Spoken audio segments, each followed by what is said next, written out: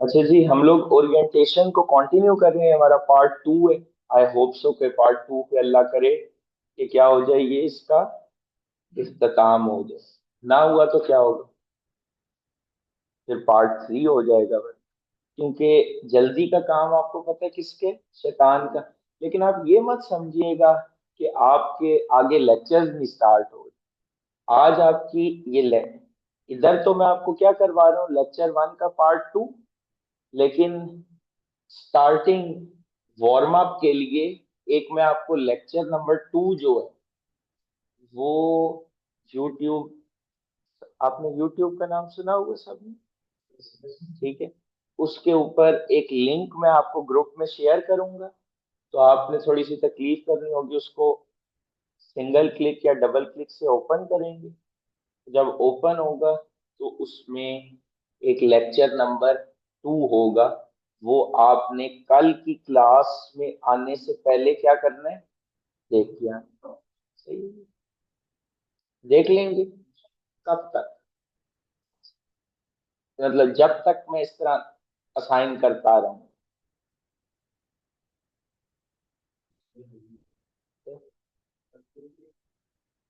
बंद नहीं करना ग्रुप।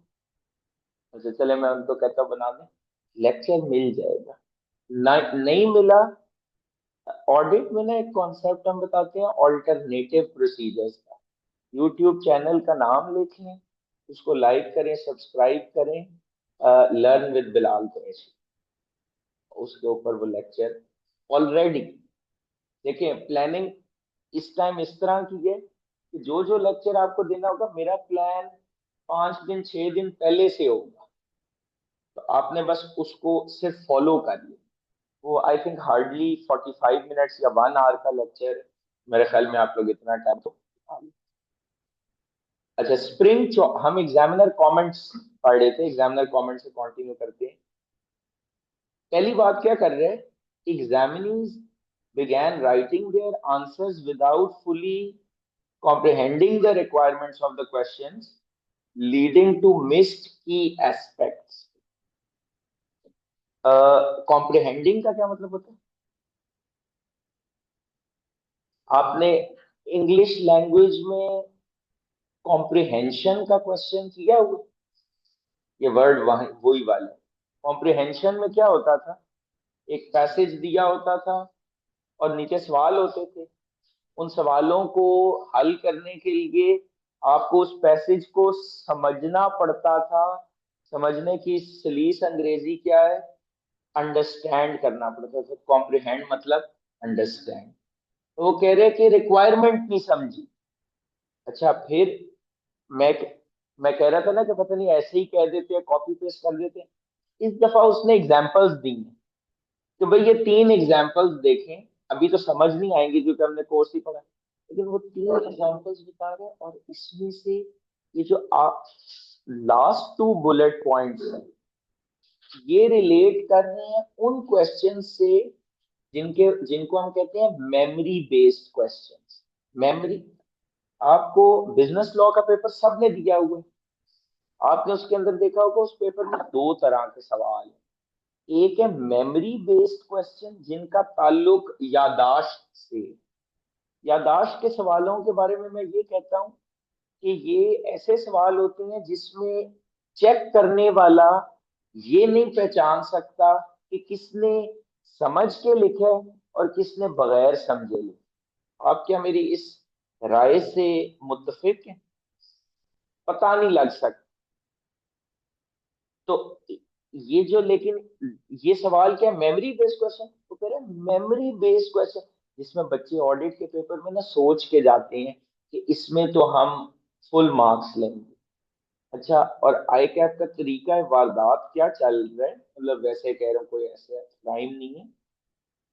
22 मार्क्स पहले पहले आ रहे थे कंसिस्टेंटली, 22 मार्क्स आहिस्ता आहिस्ता ना कम करके 22 से 28, वो सॉरी 22 से 18, अब 22 से 20, 20 से 18, अभी ये पिछली अटेम्प्ट गुजरी है 16।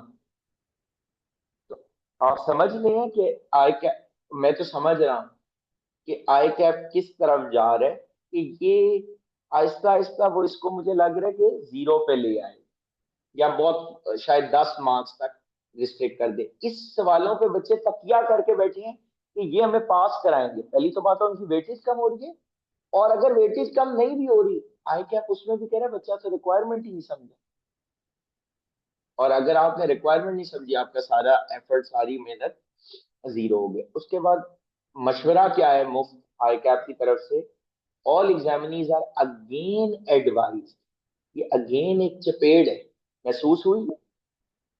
समझते हैं ना चपेड़? ये जो अगेन है, ये ऐसे नहीं, ये तंज है। लेकिन आपको पता है अंग्रेजी में बात करें ना तो बदतमीजी भी वो है। तो आपने तमीज से बदतमीजी करनी हो कभी, ऐसे मौके जिंदगी में आते हैं, तो आप उर्दू में बात ना करें। इंग्लिश में ना वो जरा कम बुरी लगे, उर्दू में कहते हैं दफा हो जाओ। और इंग्लिश में गेट लॉस्ट, तो गेट लॉस्ट या please take the trouble to go out, और please take the trouble to leave the room, बहुत बदतमीजी है ये। लेकिन इंग्लिश है तो जरा मैनेज हो जाती है।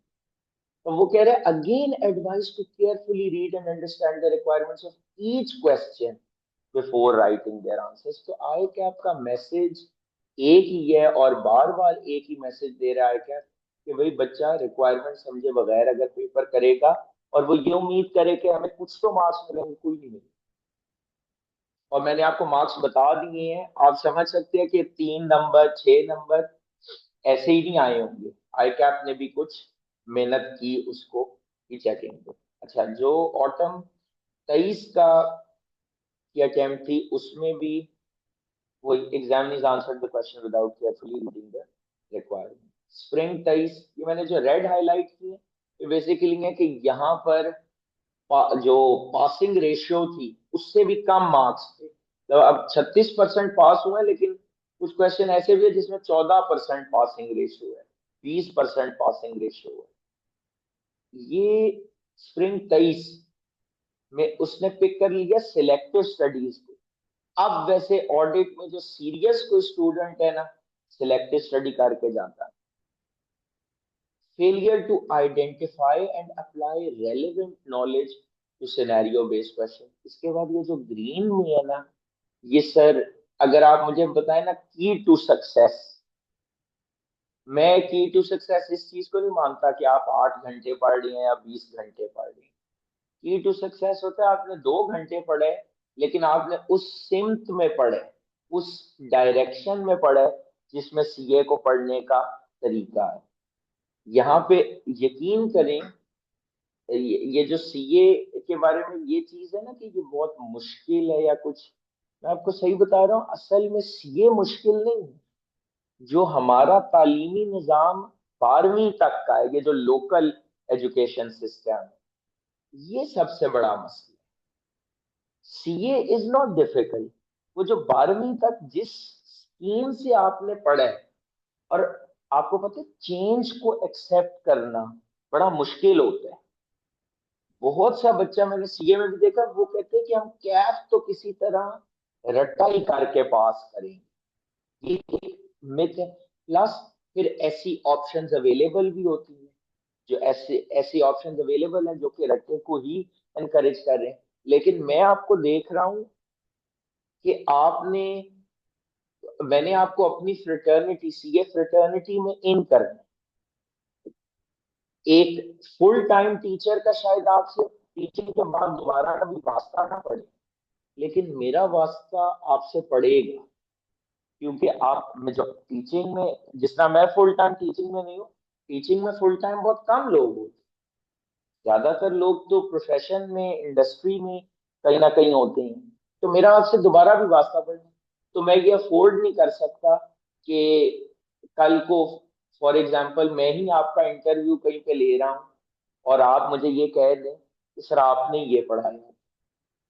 तो मुझे इसलिए मैं इतना लॉन्ग टर्म विजन लेके चल रहा हूं। और ऐसा अल्लाह का शुक्र है हुआ नहीं है, लेकिन इधर उधर के जो स्टूडेंट्स आते हैं तो ऐसा हो भी जाता है, तो फिर पूछना पड़ता है कि कहाँ से पढ़ के आए थे इतना शानदार। Examinees are advised to first understand the core issues being examined in the question. देखिए आपने से सबने FR1 सब स्टूडेंट्स ने पढ़ा हुआ है इस क्लास में जो बैठे हैं। आपने IS 16 पढ़ा, प्रॉपर्टी प्लांट एंड इक्विपमेंट। उस स्टैंडर्ड के अंदर ना कोई 20-25 कॉन्सेप्ट्स, मतलब मैं कॉन्सेप्ट किस चीज को कहता हूँ, पीपी की डेफिनेशन एक कॉन्सेप्ट है, रिकग्निशन क्राइटेरिया एक दूसरा कॉन्सेप्ट है, कॉस्ट मॉडल के अंदर फिर डिफरेंट चीजें हैं, एक कॉन्सेप्ट है यूजफुल लाइफ। पेपर के अंदर उन सपोज 25 में से कोई दो कॉन्सेप्ट टेस्ट हो रही हैं, दो कॉन्सेप्ट टेस्ट हो रहे हैं IS 16 के, दो कॉन्सेप्ट टेस्ट हो रहे हैं IS 36 के, इम्पेयरमेंट, वही भी पढ़ा हुआ, चल आप लोग पढ़े लिखे, इम्पेयरमेंट ऑफ एसेट्स का भी आपको पता है। तो ये अच्छा, बाय द वे, मैं नहीं एज्यूम करूं, मैं आपको ये स्टैंडर्ड जहां पर आएंगे ना वहां पे दोबारा पढ़ाऊंगा, क्योंकि जाहिर है इतना आपके माइंड में फ्रेश तो नहीं होंगे, तो जितना ऑडिट के लिए रिक्वायर्ड है वो कवर करेंगे। ये बात पे शैतान मुझे बार बार बेकार है, मैं इस पॉइंट को मिस कर रहा हूँ। Examinees are advise to first understand the core issue. 25 में से दो इश्यूज हैं IS 16 में से, दो इश्यूज हैं IS 36 में से, और एक इशू है IS 23, मतलब बोरोइंग कॉस्ट में से। तो वो अब 20 में से दो इशू सिलेक्ट करना, वो भी 9 मार्च 2026, मेहनत चाहिए। तो कह रहे हैं वो कोर इश्यूज तक पहुंचे, निशानदेही करें कि कौन से इश्यूज हैं, and then identify and apply the relevant provisions of auditing standards code of ethics to address that issue. ये क्या बात है, ये ऑडिट का पेपर है, ये इंग्लिश लैंग्वेज का पेपर नहीं है। क्या कोई ये समझे कि मैं अच्छी लफाजी करके आई कैप को बेवकूफ बना दूंगा, नहीं, ये लफाजी से पास नहीं होगा। वो आपसे एक बड़ा, मेरे साथ अगर आप मुझसे ऑडिट के पेपर के बारे में व्यूज लें, तो this is the same as maths exam, ये मैथ्स जैसा ही पेपर है, और मैं आपको ये in the next few days ये चीज प्रूव भी कर दूंगा, मतलब ज्यादा देर नहीं, लेक्चर 8-9 के अंदर आपको समझ आ जाए जब हम सवाल सॉल्व करेंगे। Examiners do not carefully read the requirements, provide irrelevant answers. Autumn 22 वही बात है, स्प्रिंग 22, सिलेक्टिव स्टडी का थोड़ा सा, अच्छा सिलेक्टिव स्टडी का है कि आपको वैसे पता कैसे लगता है, ये आप बता सकते हैं। एक चीज होती है सवाल अटेम्प्ट ही नहीं हुआ होगा, या कुछ स्टूडेंट्स ने बड़ा अच्छा अटेम्प्ट किया होगा, कुछ ने बहुत बुरा अटेम्प्ट किया होगा। तो वो जो बुरा अटेम्प्ट हुआ होता है ना, वहां से पता लग जाता है कि इन्होंने शायद उस पर उस तरह से टाइम नहीं लगाया या इसको मिस कर। तो हमने बेसिकली जो एग्जामिनर डेस्क से जितनी चीजें सीखी, अगर उसको समराइज करें तो इसमें मुख्तलिफ मसाइल हैं। एक मसला कॉन्सेप्ट्स क्यों वीक हैं, मतलब क्योंकि एक रट्टा बेस्ड अप्रोच है, रट्टा कहती हैं बगैर समझे याद करने को, वही जो 12वीं तक होता है, and inability to link different concepts in a given situation. देखिए इस पेपर के अंदर ये बिजनेस लॉ, कंपनी लॉ नहीं, लेट मी क्लैरिफाई डाउट्स। यहाँ पर मैं जब 22वां चैप्टर पढ़ा रहा हूँ ना, तो मैं उसको 15वें चैप्टर से भी लिंक कर रहा हूँ, मैं उसको चैप्टर 1 से भी लिंक कर रहा हूँ। इवन मेरी किताब जो मैं आपको दूंगा उसके अंदर डिफरेंट जगहों पे मैंने हाईलाइट किया कि ये वाला कॉन्सेप्ट इधर तो है, इसकी एक लेग, मतलब सपोज चैप्टर 1 पढ़ रहे हैं तो इसकी एक लेग चैप्टर नंबर 5 में भी, और फिर मैं वहां पे जाके आपसे पूछूंगा, आपको याद नहीं होगा, फिर मैं आपको वापस उस चैप्टर पे लेके जाऊंगा और याद करवाऊंगा कि ये देखें ये यहाँ पे हमने बात की थी। तो ये बहुत ही, जिसको आप कह लें, ये कनेक्टेड चैप्टर है या कनेक्टेड कॉन्सेप्ट है। तो लिंकिंग जो है ना वो बड़ी जरूरी है कि आपको वो लिंक क्लियर, और लिंक क्लियर होगा तो ही कॉन्सेप्ट क्लियर होगा। अच्छा दूसरी चीज सिलेक्टिव स्टडीज की हमने बात कर ली, वो आप इंशाल्लाह करेंगे नहीं। Poor answering technique and weak drafting skills. अच्छा देखें, रीडिंग नहीं आती रिक्वायरमेंट की सिनेरियो की, एक मसला, थिंकिंग नहीं आती इस पेपर में। जो what makes this paper tricky is कि आपको 3 स्किल्स पे अबूर हासिल करनी, इनफैक्ट चार। पहली तो चीज है आपने कॉन्सेप्ट्स डेवलप करने, उसके बाद है वो जो 3 घंटे का पेपर है उसमें आपको क्या सिनेरियो रिक्वायरमेंट पढ़ना आता है। क्योंकि आप देख रहे हैं, मैं नहीं कह रहा, आय क्या बार बार एक ही बात कर रहे, रिक्वायरमेंट नहीं पढ़ रहे, रिक्वायरमेंट नहीं समझ रहे, रिक्वायरमेंट नहीं समझ रहे। इसका मतलब है कि इसमें जो मिसअंडरस्टैंडिंग दी रिक्वायरमेंट है, ये एक सबसे बड़ा मसला है। Not identify all relevant concept. सवाल मैंने बताया 5 कॉन्सेप्ट थे, आपने एक कॉन्सेप्ट आइडेंटिफाई किया, ये जो अभी नहीं एग्जांपल दे रहा था कि 2 IS 16 के, 2 IS 36 के और 1 IS 23 का, आपने एक कॉन्सेप्ट पिक किया और आपने अपना पूरा आंसर उस एक की बेसिस पर डेवलप कर दिया। अब अगर वो सपोज 16 मार्क्स का क्वेश्चन है ना, उस एक पॉइंट के कुछ मार्क्स रिजर्व्ड होंगे कि जी ये 5 थे तो सपोज, या 20 मार्क्स का कर लेते हैं, तो इस एक पॉइंट के ऊपर मैक्सिमम 4 नंबर देंगे। आई कैप ने ये फैसला किया हुआ है कि उस एक पॉइंट पे कितने नंबर देने हैं, 4 नंबर देने हैं। तो वो आप चाहे 6 पेजेस लिख लें, वो आपको 4 से ऊपर मार्क्स उस एक पॉइंट पे मिलेगा। तो आपने पेपर में अलर्ट रहना कि इधर मल्टीपल कॉन्सेप्ट ट्रिगर हो रहे। और एक चीज मैं यहाँ पे आपको बताता चलूं, ये जितनी भी मैं आपको टेक्निक्स बता रहा हूँ ना, ये मत समझिएगा कि ये आज हो गई और अब आप इनको पेपर में जाके अप्लाई करें। मेरा जो क्लासेस का पर्पज है ना, वो है कि आपकी ये सारी टेक्निक्स हर क्लास में, या इनमें से कुछ ना कुछ टेक्निक्स हर क्लास में रिहर्स हो। मतलब हम इन पर अमल दरामद करें। फॉर एग्जाम्पल मैंने कहा ना कि हमें पढ़ना नहीं आता, तो हर क्लास में हम क्वेश्चन पढ़ने का, सिनेरियो पढ़ने का तरीका सीखेंगे। क्योंकि ऐसे नहीं होता कि कई बच्चे ये सोचते हैं कि ये जितनी टेक्निक्स बता रहे हैं ना, हम इनको पेपर वाले दिन जाके अप्लाई करेंगे। मैं आपको आज बता रहा हूँ, आप नहीं अप्लाई करेंगे, आपको इसकी एक आदत बनानी पड़ेगी। जब वो चीज आदत बनेगी ना, तब आप उसको पेपर वाले दिन अप्लाई करें।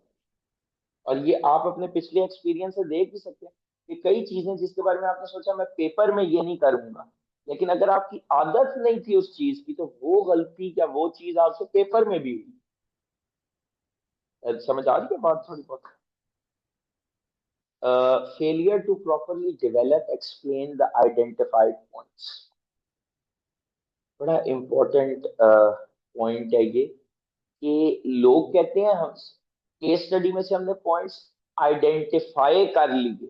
आइडेंटिफाई करने का मतलब है निशानदही करना, कि ये जो 10 सेंटेंसेस हैं, इनमें 4 पॉइंट्स हैं जो पार्ट ए से रिलेटेड हैं। याद रखिएगा, इशू को आइडेंटिफाई कर लेना खाली जरूरी है। अगर आपने सही इशू आइडेंटिफाई नहीं किया, आगे तो आप चल नहीं सकते। लेकिन खाली आइडेंटिफाई करना काफी नहीं। ये बात समझ में आ रही है? खाली आइडेंटिफाई करना काफी नहीं, उसको एक्सप्लेन करना, और उसको राइट डायरेक्शन में एक्सप्लेन करना। यहाँ पे मैं आपको बताऊंगा, आई कैप की एक एग्जामिनिंग असेसमेंट रिव्यू स्कीम।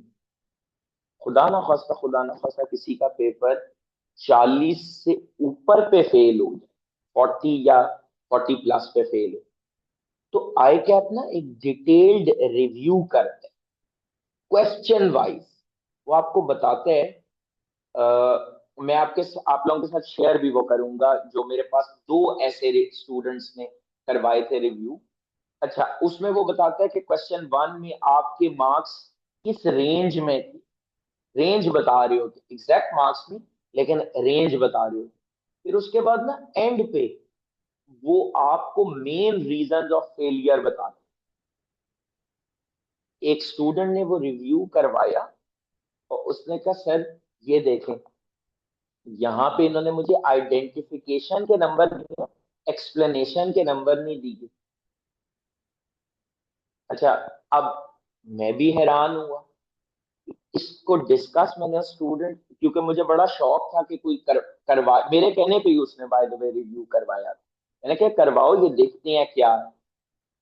अच्छा, उसने जब वो मुझे दिखाया अपना फॉर्म, वो कहते हैं कि सर ये देखे इन्होंने मेरे मैं तो नहीं इस रिव्यू को मानता। मैंने कहा क्यों? कहते हैं कि मैंने आइडेंटिफाई कि अगर ये मुझे मार्क्स दे रही है तो मुझे एक्सप्लेन के क्यों नहीं दे रही। ये इंटरनल ऑडिट वाला पॉइंट तो मैंने आइडेंटिफाई किया था केस स्टडी से। अब मैंने उससे अगला सवाल किया, 4 घंटे लगाए। अगला सवाल किया, क्या लिखा था? सर यकीन करें, जो उसने एक्सप्लेनेशन बताई थी ना, वो उसके हिसाब से ठीक होगी, वो केस स्टडी के हिसाब से थी। इसका मतलब है ये भी एक गुर है। मैं आपको डरा नहीं रहा। देखें, डराना होता तो मैं ये आपको चीजें एंड में बताता। ये मैं आपको सेशन की, आपने इससे ये नहीं रैश नहीं फील करना कि ये तो कोई पहाड़ है। मैं आपको वो बारीकियां बता रहा हूं जो आपको यकीन करें। ये इस डेप्थ में कोई, ये ओपन चैलेंज है, मेरा रिकॉर्ड हो रहा है। इस डेप्थ में ना किसी को पता है, ना कोई बता। अच्छा, मुझे कैसे पता लग गया? क्योंकि इन हुआ ना उन चीजों के अंदर। एक तो बच्चों के पेपर खुद चेक कीजिए, फिर ये जो रिव्यूज है, अब आप खुद जस्ट इमेजिन, एक पेपर का रिव्यू जो आया कि आपने कर दिया, उसके ऊपर जब मैंने 4 घंटे लगाए, मैंने उस स्टूडेंट के लिए तो लगाए ही थे, लेकिन मैं आपको सच बताऊं, मैंने सिर्फ उसके लिए नहीं लगाया। मैंने अपनी लर्निंग भी करनी थी, और बहुत लर्निंग हुई मेरी कि क्यों एग्जैक्टली exactly क्यों फेल हो रहे हैं। तो वो जो एक्सप्लेन था उसने कहा मैंने किया, लेकिन वो एक्सप्लेनेशन सिनेरियो के हिसाब से ठीक ही नहीं थी। तो ये बारीकियां आपको इस टाइम पे बताने का मकसद ये है कि हमने अच्छा, इन तमाम मसाइल का हल किसने कर? मैंने हल कर। ये मसले मैंने हल करने हैं, आपने सिर्फ वो डायरेक्शन फॉलो करनी है। जैसे इंशाल्लाह ताला कल ऐसा कोई स्टूडेंट नहीं होगा जो ये कहे कि मैंने लेक्चर 2 नहीं अटेंड किया। ऐसे ही बस मुझे से फिर वही बात याद आती है, आखिर कब था, है ना? ये वो नहीं रहती, मोमेंटम बरकरार नहीं रहती। अच्छा, ignoring irrelevant information, cost accounting की पेपर में डिसीजन मेकिंग में जो पहला सबक आपको पढ़ाते हैं पेपर पॉइंट ऑफ व्यू से, वो ये होता है कि कुछ संक कॉस्ट है अगर, तो आपने उसको पेपर में मेंशन करना है, उसके आगे जीरो लिखना है और एक नोट डालना है कि ये क्या है, इरेलीवेंट। ये रेलेवेंट फॉर डिसीजन मेकिंग, मतलब उसको छोड़ नहीं सकते। यहां पर इरेलीवेंट इंफॉर्मेशन को इस पेपर में कैसे ट्रीट करना है, मैं सिखाऊंगा आपको। सब स्टैंडर्ड राइटिंग स्किल्स, अच्छा सब स्टैंडर्ड राइटिंग स्किल्स में यकीन करें, मेरा मकसद या आई कैप का मकसद अंग्रेजी नहीं। आप फ्रेंच में इंग्लिश लिख, अगर आपने कॉन्सेप्ट टच कर दिया ना, आपको मार्क्स मिल जाए। मैं जो पेपर चेक कर रहा होता हूँ, यकीन करें, मैं कभी भी आपकी अंग्रेजी दुरुस्त नहीं उसके अंदर करूंगा, क्योंकि आई कैप को फर्क ही नहीं पड़ता। और फॉर और ये सिर्फ आई कैप का, अच्छा बाय द वे, मसला नहीं, ये ग्लोबली जितनी भी अच्छी एग्जामिनेशन बॉडीज, फॉर एग्जांपल एक एग्जामिनेशन में या एजुकेशन में जो अच्छी बॉडी माना जाता है वो है Cambridge international exams. University of Cambridge का भी जो पैटर्न है वो यही है कि जो टेक्निकल सब्जेक्ट है उसमें मार्क्स सिर्फ टेक्निकल चीजों में लगते हैं। और ये इनका जो मार्किंग पैटर्न भी है वो बिल्कुल कैम्ब्रिज यूनिवर्सिटी के साथ अलाइंड है। मैं आपको आगे वो भी बताऊंगा। बल्कि आपने FR1 में देखा होगा, एक कॉन्सेप्ट होता है जो उधर यूज होता था, ECF, एरर कैरिड फॉरवर्ड। आपने एक स्टेप गलत की है तो अगला स्टेप के मार्क्स नहीं उसकी वजह से कटे। ये आप लोगों को पता होगा, इसको, इसका नाम इस टेक्निक का होता है, वो लोग कहते हैं ECF, एरर कैरिड फॉरवर्ड। तो राइटिंग स्किल से मुराद ये, आप मैसेज बिल्कुल कन्वे नहीं करें इसमें। फॉर एग्जाम्पल, ये मेरा आपको चैलेंज है, एक बच्चा जो अंग्रेजी का एक सेंटेंस भी नहीं लिख सकता ना, अल्हम्दुलिल्लाह अल्हम्दुलिल्लाह, I have to my credit, वो बच्चे मुझसे पढ़ के पास फर्स्ट अटेम्प्ट। अगर आप समझते हैं ना कि आपसे इंग्लिश का खुद से एक सेंटेंस भी नहीं लिखा जा सकता, तो अगर आप मुझे ये कमिटमेंट दे दें कि सर जो डायरेक्शन आप देंगे हम उसको फॉलो करेंगे, मैं आपको रीजनेबल अश्योरेंस देता हूं आपकी अंग्रेजी उसके आड़े नहीं आएगी।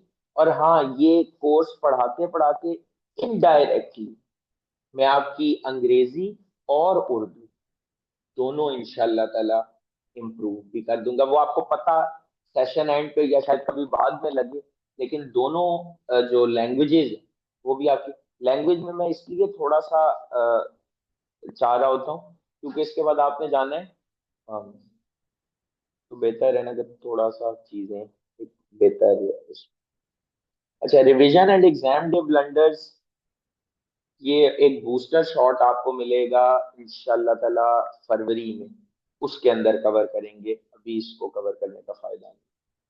अच्छा जी, प्लान ऑफ अटैक, जिसका अब आपको इंतजार था, इतनी हरासमेंट फैलाने के बाद इस सब्जेक्ट के हवाले से, इतनी टेंशन आपको देने के बाद, अब हम देखते हैं कि क्या हम इस तमाम मसाइल के बारे में कुछ कोई हल है। तो दुनिया में हर मसले का हल है। पहली चीज टीचिंग स्ट्रेटजी के अंदर है कॉम्प्रिहेंसिव बुक। देखें मेरे लिए, फ्रॉम अगर मैं ये इसको कमर्शियल पर्सपेक्टिव से इस कोर्स को लेके चलूँ या सब्जेक्ट को लेके चलूँ ना, बिजनेस, जिस तरह मैंने पहली क्लास में बताया, मेरा प्रिंसिपल लाइन ऑफ बिजनेस नहीं है, ठीक है? तो मैं इसको आउट ऑफ पैशन शौक से पढ़ा रहा हूँ। तो उसमें ये होता है, पैसे मुझे बुरे नहीं लगते लेकिन और किसी को भी नहीं लगते, लेकिन ये है कि प्योरली कमर्शियल पर्पस नहीं, मतलब primary purpose is not money, और वो इतनी है भी नहीं इसके अंदर। शॉप ओवरराइड बेसिकली कर रहा होता है। और वो आपको पता लग जाएगा कि अगर कमर्शियल पर्पस होता तो फिर इतने फीचर्स ना होते जो स्पोर्ट्स में, ठीक है ना? वो फिर क्योंकि वो फिर आपको पता है कि कुछ लिमिटेशंस हैं जिसकी, बट इसमें मेरे पास अगर कमर्शियल पर्पस होता तो मेरे लिए बड़ा आसान था कि मैं इस बुक को एक बिल्कुल सलीस अंग्रेजी में कन्वर्ट करूं। ये तो कुछ मुश्किल ही नहीं, और आज के दौर में तो बिल्कुल ही मुश्किल नहीं है ना। क्यों? अपनी बुक उठाता हूँ, चैट जीपीटी में डालता हूँ, उसको कहता है इसको बिल्कुल समराइज कर दें, तमाम मुश्किल उसको अच्छे अच्छे प्रॉम्प्ट्स दें, वो आपको कमाल की चीज बना के दे देगा। उसको एक दफा रिव्यू कर लें और स्टूडेंट्स को दे दें, आप भी खुश होंगे, और यकीन करें मेरा भी काम आसान है। क्योंकि जितनी आसान लैंग्वेज होगी, ना आप मुझसे कुछ पूछेंगे ना मुझे ज्यादा मेहनत करनी पड़ेगी। लेकिन प्रॉब्लम आएगा इस पेपर के अंदर भी, और ये आपकी एक तरह से ना बुनियाद मैं खराब कर रहा हूँ ऑडिट की। क्योंकि कल को जब आप सी फैब 6 में जाएंगे, जब आपके पास इतना टाइम भी नहीं होगा पढ़ने, उस टाइम जब आप स्टैंडर्ड्स खोलेंगे ना, तो यकीन करें आप हैरान हो जाएंगे कि वो कैफ 8 में हमने कौन सा ऑडिट पढ़ा। ये बड़े तकनीकी मसाइल हैं, मैं इन पे बात करता रहता हूँ, लोगों को बहुत इस पे एतराजात भी हैं, लेकिन मैं बात कर रहा हूँ अपने स्टूडेंट्स से। मैंने उनको कुछ रियलिटीज बतानी है।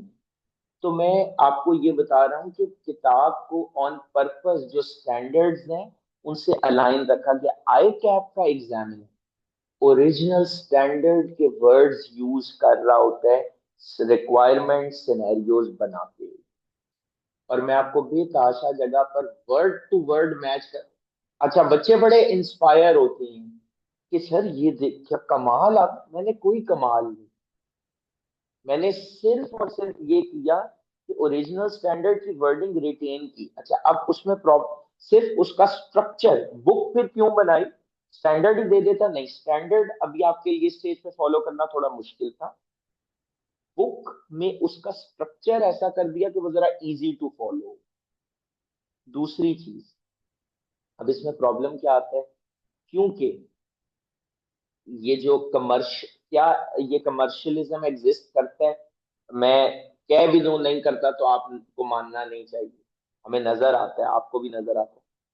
अब उसमें प्रॉब्लम क्या होता है, जब आप इजी लैंग्वेज की तरफ जाते हैं तो आपके कॉन्सेप्ट्स की जो बारीकियां हैं, जो आई कैप एक्सपेक्ट करे, तो वो नहीं पूरी होंगी।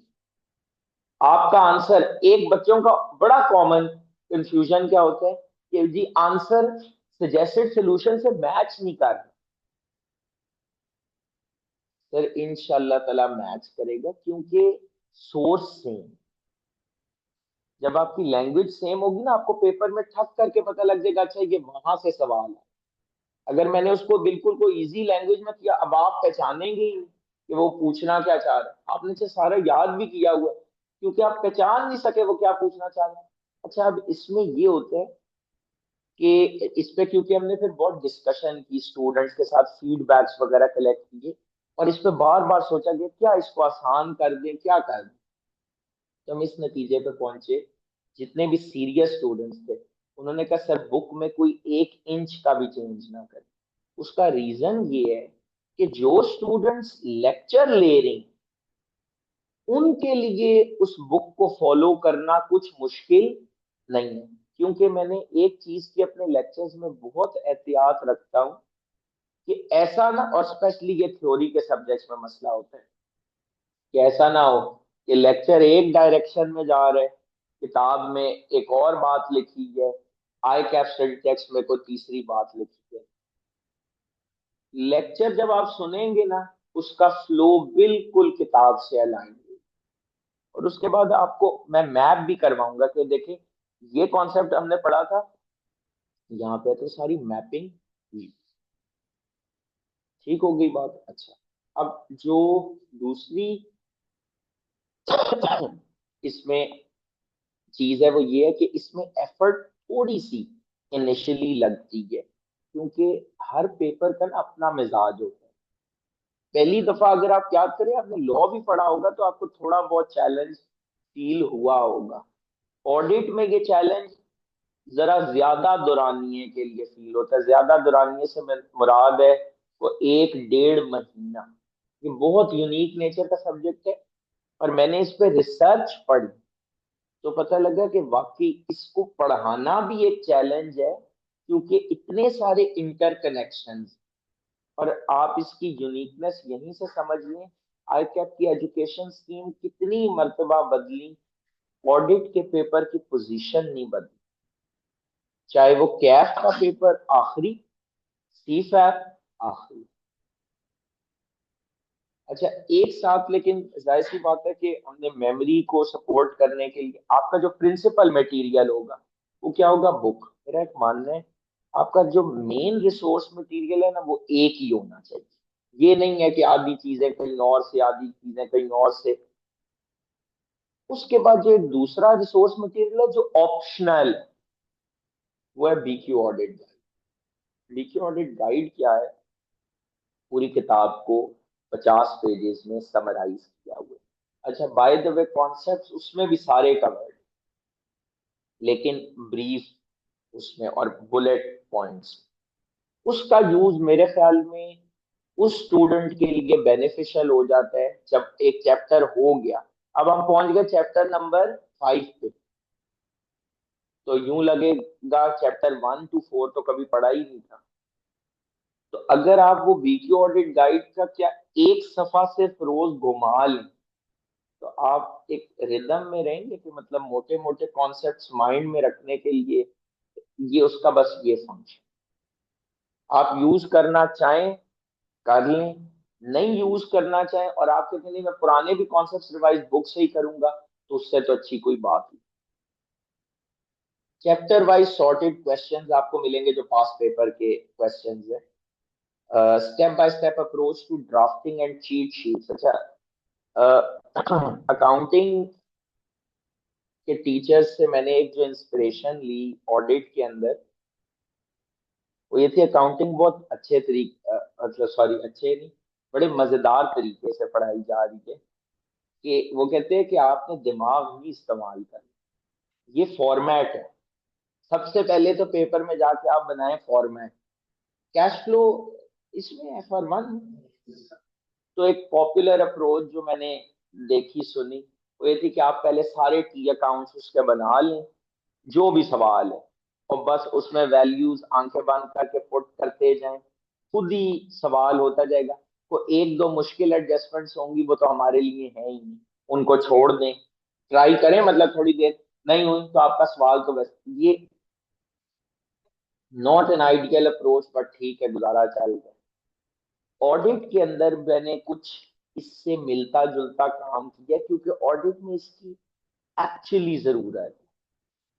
अकाउंटिंग में मेरे पॉइंट ऑफ व्यू ऐसा होना नहीं चाहिए, ऑडिट में एक्चुअली इसकी जरूरत है। उसमें मसला क्या है कि ऑडिट का पेपर बहुत से वो लोग फेल करते हैं जिनको के कॉन्सेप्ट्स क्लियर हो,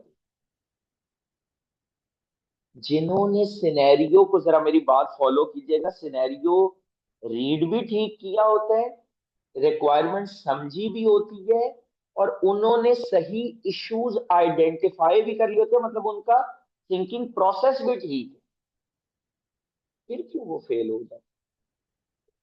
एक तीसरा पॉइंट स्किल था ना ड्राफ्टिंग, क्योंकि उनको अपना जो जो जहन में चीज है उसको पेपर के ऊपर उतारने का गुर नहीं आता।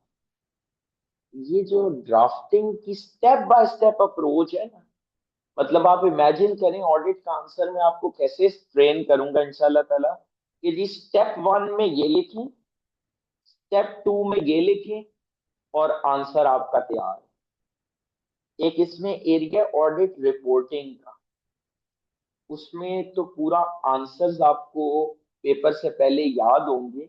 मैं आपको अंडरलाइन करवाऊंगा कुछ लाइनें, कि बस ये बदल दीजिएगा तो बाकी आपका आंसर सेम। ये ये सब कुछ बेसिकली टेक्निक्स हैं। कॉन्सेप्ट क्लियर करने के बाद इन टेक्निक्स का कोई फायदा नहीं अगर कॉन्सेप्ट ना क्लियर हो, तो कॉन्सेप्ट पे भी काम करेंगे, लेकिन सबसे अफसोस की बात क्या होती है, कॉन्सेप्ट क्लियर कर लिया, सिनेरियो भी समझ लिया, थिंक भी कर लिया, उतार नहीं सके। तो वो जो पेपर पे नहीं उतार सके, वो मैं आपको बिल्कुल, वो जो मैंने आपको बात की थी ना, कि किसी को अगर फॉर एग्जांपल कुछ समझता है कि मैं तो अंग्रेजी का एक जुमला खुद से कंस्ट्रक्ट नहीं कर सकता, सर देखिएगा मैं आपको कैसे इंशाल्लाह ताला अल्लाह की मदद से ट्रेन करूंगा, ना सिर्फ इस चीज के लिए बल्कि आप जुमले कंस्ट्रक्ट करने की भी पोजीशन में आ जाएंगे।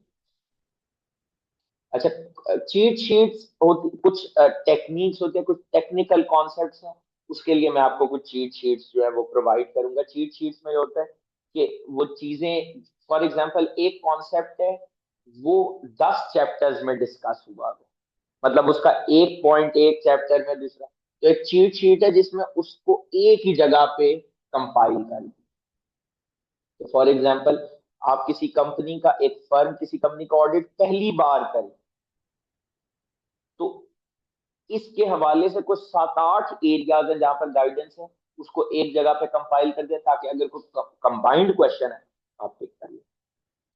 अच्छा, क्वेश्चन टाइप्स फॉर ईच की टॉपिक। अच्छा, एक टॉपिक को ऑडिट में टेस्ट करने के 12-12, 14-14, 16-16 तरीके भी, तो हमने उन तमाम तरीकों को पेपर से पहले सीखना है, ताकि अगर पेपर में को अनकॉमन, एक तो होते हैं ना, कुछ तो होते हैं frequently tested questions, for example cash flow statement तो हर पेपर में आती है, आप इमेजिन करें कभी वो कैश फ्लो के ऊपर थ्योरी बेस्ड क्वेश्चन दे, या एक ए लेवल में मुझे याद है एक सवाल आता था, पता नहीं इधर आता है या नहीं, कि वो हमें देता था कैश फ्लो स्टेटमेंट खुद बना के, स्टेटमेंट ऑफ कॉम्प्रिहेंसिव इनकम खुद बना के, और कहता था बैलेंस शीट बनाए। आई डोंट नो कि इस तरह का सीए के अंदर, अब सोचे वैसे इस तरह का सवाल आ जाए ना, मुश्किल कुछ नहीं है, लेकिन दिल बैठ जाए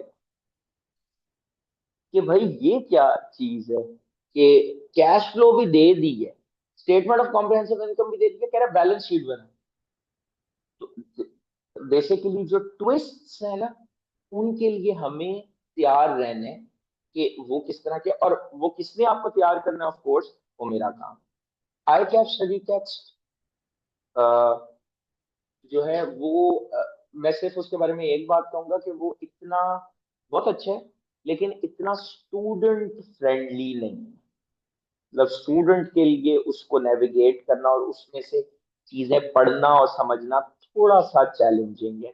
उसके ऑर्गेनाइजेशनल इश्यूज हैं कुछ। लेकिन हैविंग सेड दैट, तो अगर उसको पढ़ना चाहता है जरूर पढ़े, चेक करे। मैं सारे, हो सकता है मैं सारे कॉन्सेप्ट पढ़ा ही ना रहा हूँ, तो आप ऑडिट कर सकते हैं। ऑडिट इज चेकिंग ना। तो आप चेक कर सकते हैं कि ऑल कॉन्सेप्ट्स जिनको पढ़ाना चाहिए था, क्या वो पढ़ाए गए या नहीं। तो उसके लिए आप यूज कर ले, लेकिन ये एक सजेशन है, कोई नहीं, कोई वो नहीं है, मैंडेटरी नहीं है। मेरी किताब जरूर यूज करनी है, उसका रीजन ये है, आप मुझसे पढ़ रहे हैं ना, तो मेरा लेक्चर मेरी किताब के हिसाब से अलाइंड होगा। बट कोई रोक नहीं मेरा। अच्छा, आई क्या स्टडी टेक्स्ट में से जो चीज आप पे लाजिम कर रहा हूं, वो है आई कैप स्टडी टेक्स्ट की इलिस्ट्रेशन। वो मैं आपको अलग से खुद निकाल के दूंगा। आप लोग किधर ढूंढते रहेंगे,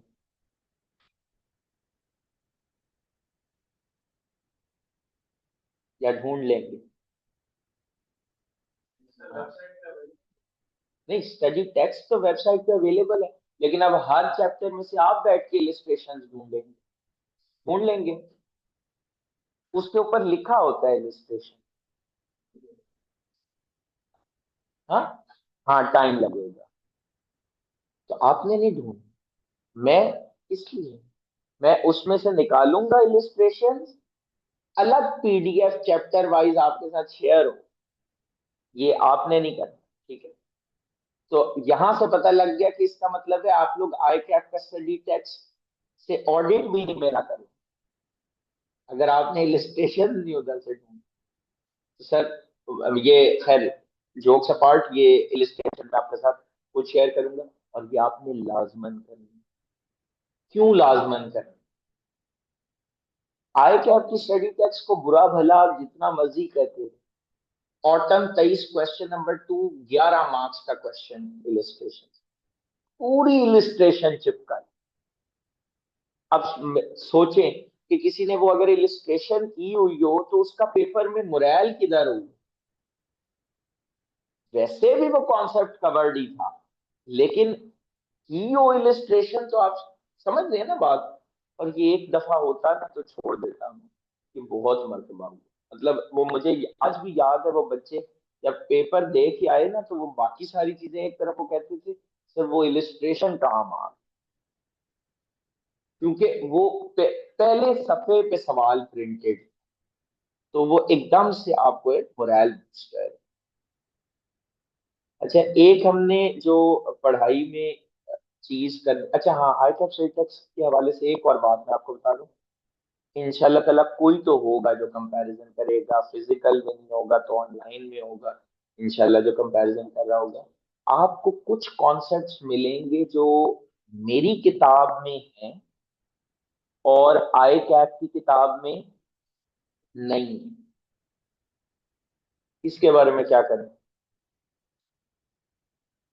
इस पे आपने मुझ पे एतबार कर, कोई पर्पस, वही, ये सोच लीजिएगा, ज्यादा कुछ नहीं। ये सोच लीजिएगा, ये बंदा जो हमें पढ़ा रहे, ये कोई 65 दफा ये कोर्स पढ़ा चुका, तो कोई रीजन हो। और जब मैं आपको वैसे, ये नहीं भी सोचेंगे और छोड़ दें कि भाई ये तो आई कैप्चर, सवालों पे एक दफा जाइए, फिर वापस लेक्चर पे और किताब में जाइएगा, आपको समझ आ जाएगी। ठीक है? तो वो आपने समझ लेना है कि कोई इसके पीछे पर्पज हो। Scene setting. सीन सेटिंग क्या है? सीन सेटिंग का मतलब होता है माहौल बनाना। तो हमारी जो लेक्चर 2 से लेक्चर 15 तक की क्लासेस हैं, उसमें हम ऑडिट पढ़ने का माहौल बना रहे हैं। अच्छा, इसमें ये मत समझिएगा कि ये कोई टाइम जाया हो रहा है।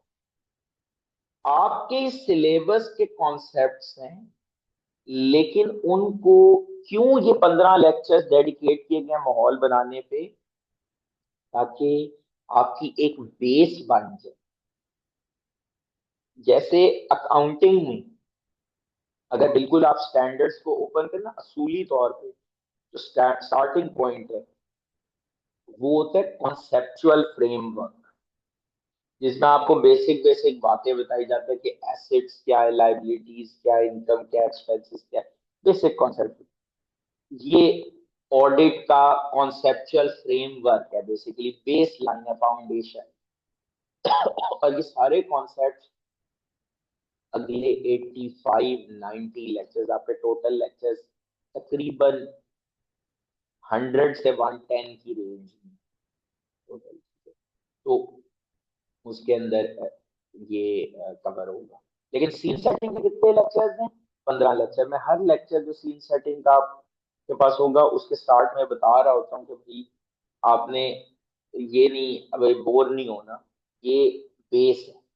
अगर मैं ये ना करूँ और straight away chapter two chapter चलना शुरू कर दूं ना, तो ये होगा जो चैप्टर मैं पढ़ाऊंगा उसमें मैं कहूंगा ये कॉन्सेप्ट हम आगे पढ़ेंगे, ये कॉन्सेप्ट हम उससे आगे पढ़ेंगे, तो वो फिर एक मजा नहीं आएगा। इस वजह से ये एक एफर्ट है, तो आपने इसको, और इसी के दौरान में हम पास पेपर्स वगैरह स्टार्ट कर दें। ठीक है, पास पेपर्स बाय द वे, चलें वो आगे आते हैं, मैं आपको बता देता हूँ। कॉन्सेप्ट बिल्डिंग में रियल वर्ल्ड एग्जांपल्स आपके साथ ग्रुप में भी शेयर होती रहेंगी, ताकि एक सब्जेक्ट में, मेरा मानना ये है कि आप उसी सब्जेक्ट को ज्यादा टाइम देते हैं, ज्यादा पढ़ते हैं जिसमें आपका इंटरेस्ट हो।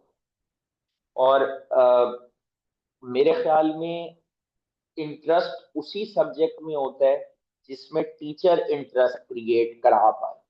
तो मैं इस चीज को भी अपनी जिम्मेदारी समझता हूँ। तो आप देखेंगे कि मैं आपको ऐसी रियल वर्ल्ड एग्जांपल्स दूंगा, अच्छा ऐसी नहीं कि जो बिल्कुल आपके लिए एक साइंस बन, दिमाग तो खर्च करना ही नहीं है, खर्चवाना ही नहीं है आपका फजूल चीज के ऊपर। तो मैं आपको ऐसी एग्जांपल दूंगा जिससे आप रिलेट भी कर सकें, जो आपके लेवल पे समझी भी जा सके, और आप उससे ऑडिट इम्प्लीकेशन निकालें। अच्छा, एक चीज, नेचुरल एवोल्यूशन ऑफ कॉन्सेप्ट्स, इसमें जो चीज इंपॉर्टेंट है वो ये होगी कि मैं आपको इस तरह से नहीं है कि बोर्ड पे सब कुछ प्लॉट पहले से कर दूं और फिर उसकी इंग्लिश टू उर्दू ट्रांसलेशन कर दूं। ये इंग्लिश टू उर्दू ट्रांसलेशन की क्लास नहीं कि मैं, ये स्लाइड है फॉर एग्जांपल, तो इसकी A to Z ट्रांसलेशन कर रहा हूँ, ये नहीं इस सब्जेक्ट का मकसद।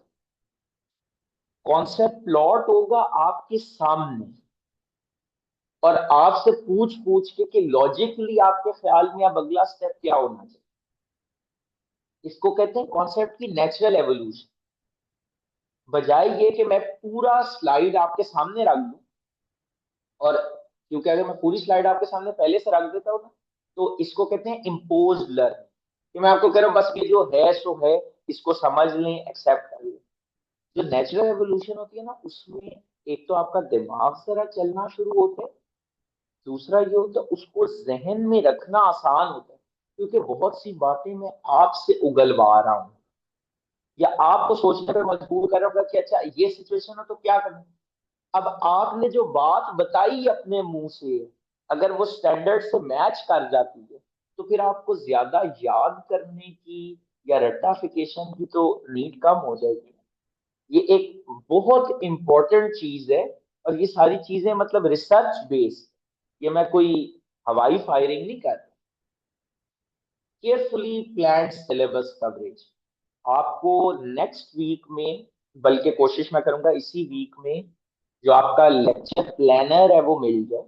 और वो लेक्चर प्लानर इतना डिटेल्ड है, हर लेक्चर के आगे लिखा हुआ है हम इसमें टॉपिक्स कवर कर रहेंगे, प्रैक्टिस है, क्या चीज है। और अगर फॉर एग्जांपल चैप्टर 1 है तो उसके कौन कौन से टॉपिक्स, चैप्टर 2 है तो उसके कौन कौन से टॉपिक्स, तो वो बेसिकली आपका एक प्रिंसिपल रेफरेंस डॉक्यूमेंट है। ये क्यों आज, और आज ही मुझे पता है कि हमारे लेक्चर्स 100 से 110 की रेंज में होंगे। वो क्यों पता है? क्योंकि एक एक घंटा आपके लेक्चर्स का प्लान।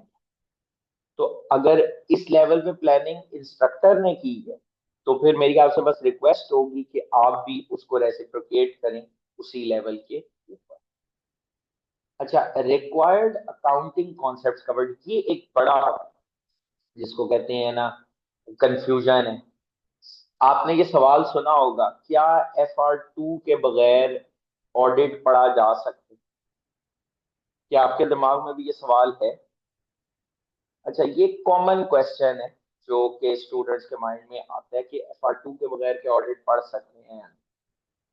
उसका जवाब है कि पढ़ सकते हैं, लेकिन FR2 के कुछ कॉन्सेप्ट्स इधर यूज होंगे। तो वो कॉन्सेप्ट्स ऑफ कोर्स फिर आपको सीखने होंगे, और वो किसने सिखाने हैं? मैंने। अगर मैं FR1 के कॉन्सेप्ट्स में आप पे रिलाय नहीं कर रहा, तो ऑफ कोर्स FR2 के तो कॉन्सेप्ट्स में आपको करवाऊंगा। क्योंकि देखिए, जो भी चीज मेरे सब्जेक्ट को हिट कर सकती है ना, मैं उसको नहीं छोड़ सकता आपके ऊपर कि आपकी ये प्रायर नॉलेज में होगा। यूं तो FR1 में आपके पेयरमेंट के पता नहीं कितने कितने कॉम्प्लेक्स क्वेश्चंस किए होंगे, लेकिन जिस तरीके से वो मेरे पेपर में टेस्ट होने, वो A to Z करवाना मेरा ही काम। और अल्हम्दुलिल्लाह, अल्लाह का करोड़ शुक्र है कि हमने इतनी ब्रॉड कवरेज लेक्चर्स में की हुई है कि कोई एक भी अटेम्प्ट ऐसी नहीं है जिसमें कोई ऐसा अकाउंटिंग इशू टेस्ट हुआ हो जो कि हमने क्लास में डिस्कस ना किया हो, उसके ऊपर बाकायदा क्वेश्चन प्रैक्टिस ना की, क्योंकि हम सिर्फ पास पेपर्स पे नहीं रहे। ठीक है। अच्छा, वीकली रिटेंशन बूस्टर, हाँ, ये एक बड़ा इंपॉर्टेंट फीचर है जिसके लिए आप लोगों ने तैयार रहना है। वीक में किसी भी दिन हम एक सेशन किया करेंगे जिसका नाम क्या है, वीकली रिटेंशन बूस्टर। आपने ये इशू नोट किया होगा कि, और ये अनाउंस्ड बेसिस पे आपसे नहीं हुआ करेगा। पिछली क्लासेस में अनाउंस्ड बेसिस पे होता था, तो उस दिन लोग ऑफ कर लेते थे। तो अब हम इसको एक एलिमेंट ऑफ अनप्रिडिक्टेबिलिटी इसमें इनकॉर्पोरेट करें। ये एक चीज मैं आपको अश्योर कर दूं, मैं तो सवाल ही नहीं पैदा होता कि कभी आपको आपके किसी सवाल पे, आपके किसी जवाब पे शर्मिंदा करेंगे, तो सोचे ही मत। और एक और चीज भी, किसी की ये जुर्रत ना ग्रुप में, ना फिजिकल क्लास में किसी स्टूडेंट की हो सकती है कि वो आपको टॉन्ट करे आपके सवाल के ऊपर, आपके जवाब के ऊपर। ये एक ऐसी चीज है जिसके ऊपर मैं आज बता रहा हूं, सिर्फ एक चीज है, एक्सपल्शन। किसी स्टूडेंट को ये राइट नहीं है। फॉर एग्जाम्पल, मैंने एक चीज 5 मिनट पहले बताई, सारी क्लास को समझ, किसी एक स्टूडेंट को समझिए, वो मुझसे पूछ रहे, तो मैं ये कमेंट बिल्कुल भी एक्सेप्ट, सिर्फ ये एक वाहिद चीज है जो मैं एक्सेप्ट नहीं करता। बाकी तो आपको पता है जिस तरह का आजकल माहौल बन गया है, तो हमें बहुत कुछ बर्दाश्त करना पड़ता है, और हम करते हैं क्योंकि हम स्टूडेंट के लेवल पे गिर नहीं सकते। जिस लेवल पे वो गिर नहीं है, हम उस लेवल पे वरना बदतमीजी करना तो दुनिया का आसान तरीन काम है, लेकिन हम उस लेवल पे आ नहीं सकते। ठीक है, और वो शायद स्टूडेंट्स होते भी नहीं है। उसमें फिर बहुत सी स्कीम्स होती हैं, वो कॉलेजेस के ही पेड एम्बेसडर्स होते हैं, सो ऑन सो फोर्थ। लेकिन आप लोगों से मेरी एक हम्बल मुतबाना गुजारिश होगी, किसी के क्वेश्चन को गौर से सुने, उसका सवाल। मैं आपको बता रहा हूँ, सवाल ऐसे नहीं आया हो, बेसिक से बेसिक क्वेश्चन भी ऐसे नहीं आया होगा। और बहुत मतलब सुनने में जो सवाल बड़ा बेसिक लग रहा होता है, मैं आपको रीड करके बताऊंगा कि वो, फॉर एग्जांपल आपने सवाल किया, तो मैं उस सवाल को मजीद एक्सपैंड करके बताऊंगा कि असल में ये सवाल इनके दिमाग में क्यों आया, और ये किस जाविये से सोच रहे थे जिस पे बाकी लोग नहीं सोच रहे। तो ये हमने एक अच्छी कंस्ट्रक्टिव लर्निंग मतलब, क्योंकि मैंने एक चीज देखी पिछली पूरी एजुकेशन स्कीम 21 की बात बता रहा हूँ, 8 अटेम्प्ट, जो पहला एक हफ्ता होता है ना, मुझे स्टूडेंट्स को ये यकीन दिलाने में लग जाए कि भाई अगर आप सवाल करेंगे तो कुछ नहीं है। मुझे नहीं पता पिछली क्लासेस का माहौल क्या होता है क्या नहीं होता, I have no zero idea about that, but कुछ मसला है। कि मतलब ऐसा होता है कि ये नहीं हो सकता कि मैं, जो बच्चा फिजिकल क्लास में बैठे, मैंने कभी उसकी आवाज ही ना सुनी, ये नहीं होगा। और आपके पास बिल्कुल ऑप्शन है, रूम है कि आप अपने आप को एक्सप्रेस करें। और ये चीज अगेन, इसके के पीछे भी, हर चीज के पीछे लॉजिक्स, इसमें भी एक ब्रॉडर होता है। आपने कल को कहाँ जाने, फर्म में या इंडस्ट्री में इंटरव्यू का प्रोसेस होना है। अगर आप क्लास में बोलने में हिचकिचाएंगे, होती है हिचकिचाहट, ये एक नॉर्मल प्रोसेस है, लेकिन उसको किसी स्टेज पे हमने खत्म भी तो करना है। या तो हम ये करते हैं कि इंतजार कर, कई लोग सोचते हैं कि जी हम जब जिस टाइम पे हमारा ये कैप पूरा हो जाएगा, हम फर्म में जाएंगे, तो उस टाइम पे हम जो है वो सीख लेंगे ये चीजें। लेकिन अगर चांस मिल रहा है तो मेरे ख्याल में पहले सीखने में कोई मुजायका। और जबकि चांस भी ऐसी एनवायरनमेंट में मिल रहा है जिसमें आपको ये अश्योरेंस दी जा रही है कि कोई बदमजगी, कोई बदतमीजी वाला माहौल होगा नहीं, और किसी और को भी नहीं इजाजत। ये जो मैं बात कर रहा हूँ, आप इससे एग्रीड हैं? कोई अनरीजनेबल बात तो नहीं कर रहे? अच्छा,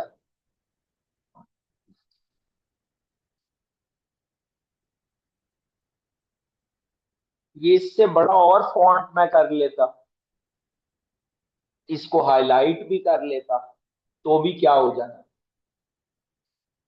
सही कह रहा हूँ सर?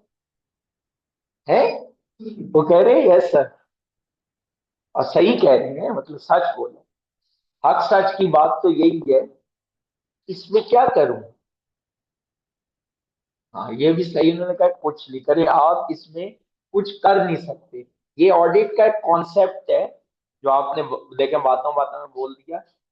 इसको कहते हैं इनहेरेंट लिमिटेशन। जैसे इंसान उड़ नहीं सकता,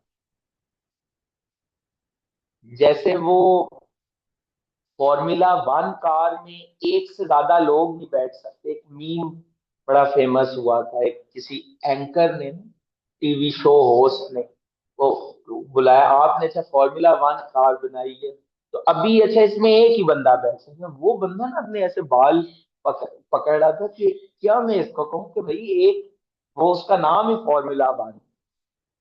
तो ये इनहेरेंट लिमिटेशन है। इसके बारे में मैं बस आपसे रिक्वेस्ट कर सकता हूँ, और इस मकाम पे उस्ताद को ले आना कि वो आपसे गुजारिशात करे। ये इस वजह से ही आपको शायद पेपर देने चाहिए। इसकी वजह से तस्वीर, ये शेयर भी आपके साथ हो जाएगा, ये डेट्स नोट कर लीजिएगा। डेट्स मैंने इसलिए लिखना शुरू की क्योंकि ऑडिट में भी हम एक कॉन्सेप्ट पढ़ेंगे, return is more reliable then oral.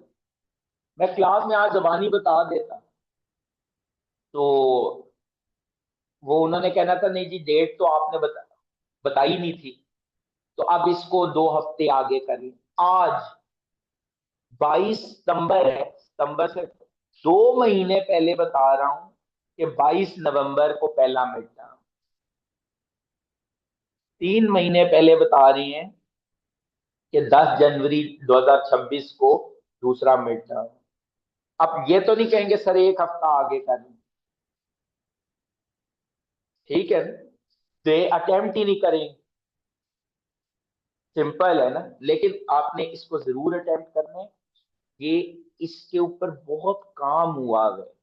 ये वो पास पेपर्स के कॉपी पेस्ट वाले टेस्ट मॉक्स नहीं है, ये आपको टेस्ट से ही अंदाजा हो जाएगा वैसे।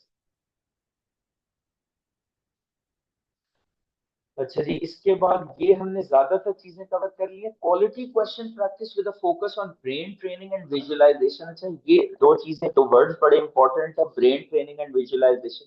देखिए, आपका ऑडिट का प्रैक्टिकल एक्सपीरियंस नहीं है, आप जाहिर है पेपर उससे पहले पढ़ लें। इसमें थोड़ा सा ये प्रॉब्लम आता है कि हम सिचुएशन को ना तस्वीर नहीं बना पाते। तो ये मन, जिसको उर्दू में एक वर्ड यूज करते हैं मंजर कशी, तो मैं आपको वो पिक्चर क्रिएट करना माइंड में, this is a difficult task for me as well, लेकिन मैं आपको ना वो पिक्चर क्रिएट करना सिखाऊंगा और आपकी ब्रेन ट्रेनिंग करूंगा। मेरे लिए बहुत आसान है कि मैं एक क्लास में बैठूं और आपको एक क्लास में ना 10 सवाल कराना, कोई मसले की बात, और करवाए भी जाती है। लेकिन यकीन करें वो खबरें पढ़ने के मुताबिक। मैं आपको, पेपर तो आपने 9 मार्च को, तो कोई भी नहीं होगा। अगर मैं सेंटर भी आ जाऊं तो एक किसी सेंटर पे जा सकता, और उस सेंटर में भी एग्जाम हॉल के अंदर भी मेरी एंट्री ममनू होगी। आपको पता है मैं एज एन इन्विजिलेटर भी नहीं हो सकता। ये आपको पता है ना, आई कैप के कंट्रोल्स का, कि जो पढ़ा रहे हैं ना वो इन्विजिले, वरना तो क्या होता, गुजरते गुजरते गोइंग कंसर्न को हिंट्स कराते जाते। तो उन्होंने कहा नहीं, इन्विजिलेटर भी, जो टीचर्स है पेपर सेटिंग में नहीं इन्वॉल्व, कोई टीचर पेपर नहीं सेट कर सकता। तो ये थोड़ा सा ना मुझे ब्रेन ट्रेनिंग और विजुअलाइजेशन, ये अ, थोड़ी सी मुश्किल चीजें हैं सीखना, लेकिन एक तो पास करने के लिए जरूरी है, इसलिए मैं आपको सिखाऊं, वरना तो मैं ना आपको सिखाता, लेकिन मजबूरी है। बाकी हमने ये चीजें ज्यादातर कवर कर ली हुई हैं। एक चीज जो इसमें इम्पोर्टेंट है, हमने सिर्फ आई कैप के पेपर्स तक अपने आप को रिस्ट्रिक्ट नहीं करना, क्योंकि आई कैप का जो पेपर का लेवल ऑफ डिफिकल्टी है वो काफी बढ़ चुका।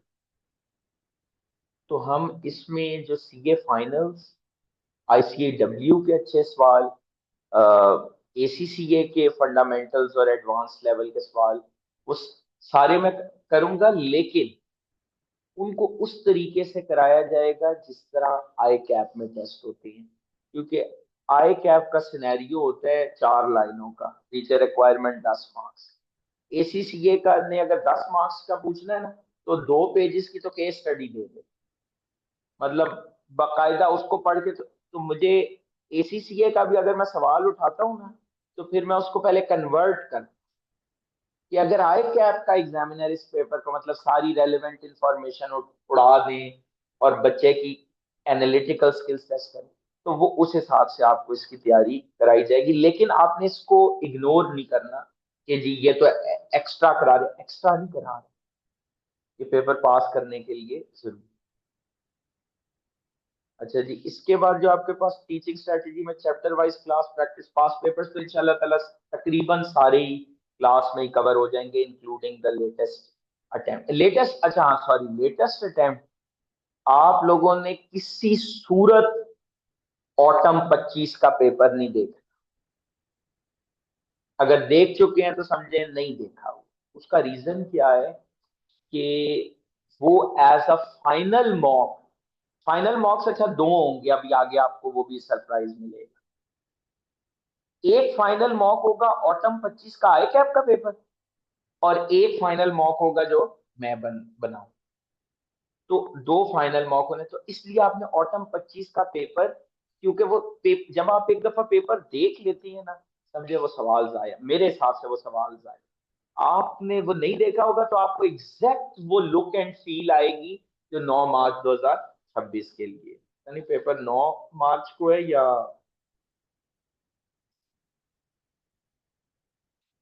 मोस्ट प्रोबेबली जो डेट है। हाँ ठीक है। अच्छा, असाइनमेंट्स, असाइनमेंट्स में मैंने इस सेशन में खास तौर पे इसको ये किया कि असाइनमेंट्स में हम जो है ना वो इसको वीकली बेसिस पे कन्वर्ट रख रही है, कि आपको हर वीक में असाइनमेंट मिलेगी जो आपने कंप्लीट करनी है, और उसको मैं सैंपल बेसिस पे एग्जामिन भी कर रहा हूँ कि क्या वो की गई या नहीं। और ये नहीं है कि आप मुझे नोट्स दिखा देंगे और मैं समझ जाऊंगा। मैं उसको स्कैन करूंगा तो मुझे पता होगा कि ये ऑडिट, पता लगे बिजनेस लॉ के नोट्स दिखा दे, तो ये काम नहीं करना। असाइनमेंट्स आपने रेगुलर ये इस बेसिस पे करनी है, ताकि आपकी एक अच्छी लर्निंग हो रही हो। वीकली टेस्ट हुआ करेंगे वो, आई होप सो कि आप लोग थोड़ा उसको सीरियस, ये मिड टर्म मॉक्स, फिर इनकी प्रॉपर डीब्रीफिंग होगी, चेकिंग आपको पर्सनलाइज मिल गया। देखें जो एआई बेस्ड टूल्स हैं वो ऑफ कोर्स अवेलेबल हैं, लेकिन वो टूल्स इतने मेच्योर नहीं जिस किस्म की checking required. I am sure there will come a time जब वो काफी उनमें मेच्योरिटी होगी, लेकिन करंटली वो इस लेवल पे नहीं है। कि हम उस पे रिलाय करके और आपकी चेकिंग को उधर से, मतलब वो आसान एक तरीके, लेकिन आई फील के रिस्क ज्यादा। ऑडिट बूस्टर शॉट की बात होगी, दो फाइनल मार्क्स की डेट नोट कर लें, 7 फरवरी और 14 फरवरी 2026, इसकी करेक्शन कर लेंगे, ये 2026 दोनों। मॉक डीब्रीफिंग वाया मार्क, अच्छा डीब्रीफिंग क्या होती है? टेस्ट हो गया तो आपकी जान छुटेगी नहीं, उसकी डिस्कशन होगी ताकि पता लगे कि क्या गलतियां हुई। समटाइम्स मैं सैंपल आंसर स्क्रिप्ट्स भी स्क्रीन पे शेयर कर देता हूँ on a no name basis, किसी का नाम नहीं होगा, तो वो एक हेल्पफुल चीज है। एग्जामिनर्स कमेंट्स मार्किंग प्लान का मैंने आपको बता दिया था। इंटरैक्टिव सेशंस का मतलब ये है कि आपकी तरफ से भी सवाल आए, और मेरे ख्याल में आपका वो जो अगर कोई हेजिटेशन है भी तो वो एक आध हफ्ते में खत्म हो जाएगी, 2 हफ्ते में। व्हाट्सएप ग्रुप में एडिशनल स्टडी मटेरियल भी शेयर हो रहा होगा, और स्टूडेंट्स की क्वेरीज भी आंसर हो रही होंगी, and this applies to both physical and online students. आमतौर पर फिजिकल स्टूडेंट्स के लिए व्हाट्सएप ग्रुप नहीं होता, लेकिन यहाँ पर होगा। बाकी staying connected with students till the last day before the exam, ये तो वक्त ही बताएगा। अच्छा, ये कुछ सैंपल एग्जाम्स हैं जो मैंने मार्क किए। इसके अंदर क्या चीजें हैं, ये पूरा आंसर इरेलीवेंट है। रिक्वायरमेंट में बोल्ड करके लिखा हुआ था कि प्रोसीजर्स रिक्वायर्ड नहीं है। समटाइम्स होता है ना, एक रिक्वायरमेंट आती है और उसमें वो ब्रैकेट में करके लिखता है procedures are not required, bold करके लिखा था, और ये सारे उसने प्रोसीजर्स लिखे, सारे ठीक लिखे। मैंने कहा था ना, गलत नहीं इस लेवल पे लिखे, नंबर एक भी नहीं दिया जा सकता। इस तरह वो जो आई कैप कह रहे थे ना, ऑल रेलेवेंट इश्यूज नहीं आइडेंटिफाई हुए, इस केस स्टडी में इम्पेयरमेंट का भी इशू था, लेकिन स्टूडेंट ने नहीं पहचाना। यहाँ पे भी वही वाली मिस्टेक, लिखा हुआ था रिपोर्टिंग इम्प्लीकेशन नॉट रिक्वायर्ड, उसने रिपोर्टिंग इम्प्लीकेशन ली। तो ये, अब यहाँ पर एक वर्ड लिखा कि ये नॉन एडजस्टिंग इवेंट है, रीजन नहीं बताया, तो मार्क्स नहीं मिलेंगे, मतलब कम मार्क्स मिलेंगे, कुछ मार्क्स डिडक्ट हो जाएंगे। क्यों? क्योंकि देखे तो तुक्का है, दो तरह के इवेंट्स है, ये हम पढ़ेंगे वैसे, एडजस्टिंग और नॉन एडजस्टिंग। आई कैप को कैसे पता लगे ये तुक्का लगाया या सोच के लिए? एक्सप्लेनेशन। फिर कुछ इजी मार्क्स जो मिस हुए तो वो बता दिए। फिर एक प्रोसीजर लिखा तो उसमें बताया कि वैलिड प्रोसीजर नहीं है, और क्यों वैलिड नहीं। तो I think you can understand कि ये process as an instructor, it would have been easy कि मैं इसको आउटसोर्स कर दूं टू एन एआई एजेंट, लेकिन उसकी रिलायबिलिटी के भी इश्यूज हैं। तो as an instructor this is a painful process, but I think this is helpful, क्योंकि आई कैप भी यही कर रहे हैं, बस आपको बता रही।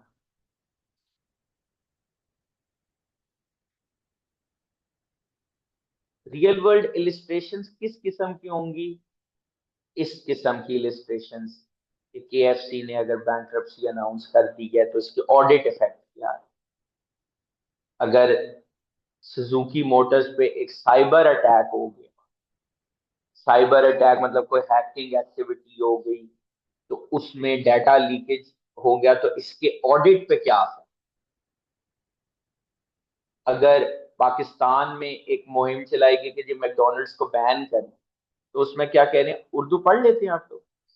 पाकिस्तान में जो इदारे चिकन या बीफ की सप्लाई मैकडोनल्ड्स को दे रहे हैं, वो भी अपनी सप्लाई बंद करें, इस बात की भरपूर मुहिम चलाई जाए कि government of Pakistan officially Pakistan में मैकडोनल्ड्स को बैन करे। तो अगर ये सप्लाईज बंद हो जाए तो इसका ऑडिट पे क्या इफेक्ट?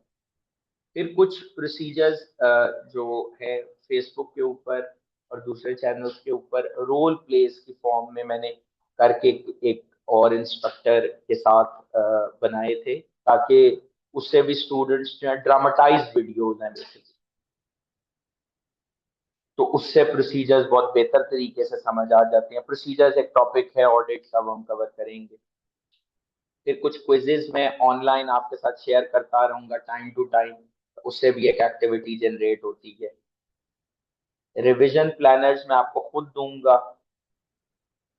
अच्छा, एक और चीज, videos on current practical issues, जो हालात हाजरा है और उसका ऑडिट का लिंक, वो भी आपको मैं प्रोवाइड करूंगा, क्योंकि बहुत मरतबा पेपर में वहां से सवाल वो बना ले। Quick revision of latest past papers, for example अब ये जो एजुकेशन स्कीम 21 है, इसके पेपर्स मैं खुद आपको एंड में, अभी एंड में एक वीडियो दूंगा 1.5-2 घंटे की, उसमें आप 8 पेपर्स 2 घंटे के अंदर ये वीडियो होगी बेसिकली 8 मार्च 2026 के लिए, मतलब पेपर से एक दिन पहले, क्योंकि पेपर से एक दिन पहले भी तो आपकी टेक्निक्स और एग्जाम फोकस रिफ्रेश होना चाहिए।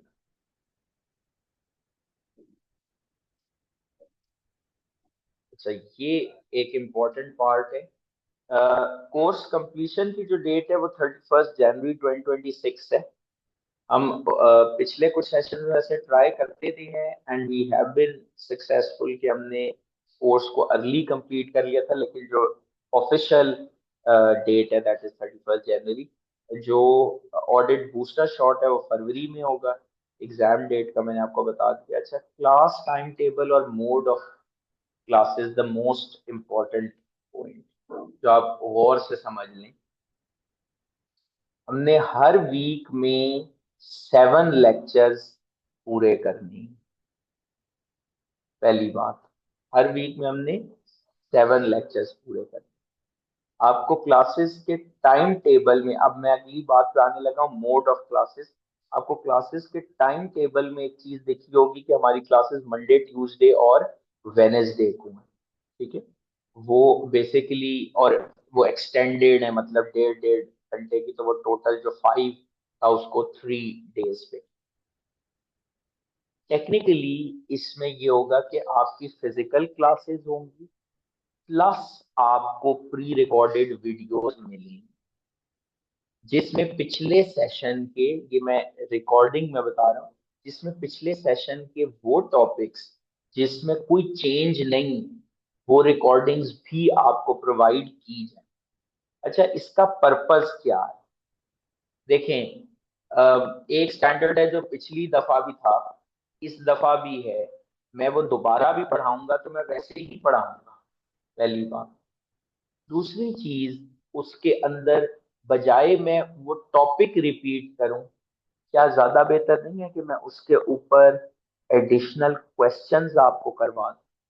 तो हमारी जितनी भी फिजिकल क्लासेस होंगी, उन तमाम फिजिकल क्लासेस का जो फोकस है वो क्वेश्चन प्रैक्टिस के ऊपर। हम अपना सारा टाइम क्वेश्चन प्रैक्टिस के ऊपर इन्वेस्ट करेंगे, क्योंकि हम असाइन, आप क्या कुछ नहीं करेंगे, आप टेस्ट नहीं करेंगे, असाइनमेंट नहीं, क्लास में तो आएंगे ना। मतलब हमने कोई तरीका छोड़ना नहीं है। तो इस वजह से ये चीज आपको शुरू में क्लैरिफाई की जा रही है कि इसमें आपको प्री रिकॉर्डेड, और उसका सिलसिला तो अल्हम्दुलिल्लाह आज से ही स्टार्ट हो गया है। जरा ये सर्च करें, मिलते हैं आपको, learn with YouTube channel, learn with Bilal Qureshi. आज उसके सब्सक्राइबर्स बढ़ने चाहिए, बनाया ही मैंने अभी रिसेंटली। सब्सक्राइब बेशक ना करें, लेकिन उसको सर्च करें, उसमें देखें कि आपको कैफ 8 का लेक्चर 2 मिलता है।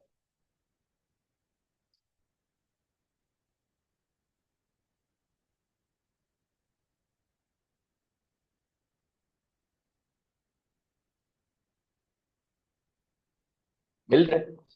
कितने टाइम के? 45 मिनट के, 46 मिनट। तो इस तरीके से इसमें जो असल चीज है ना, जो आपको पास करवाती है, मैं बेसिकली बिल्कुल एक आपको ऑनेस्ट व्यू अपना बता दूं।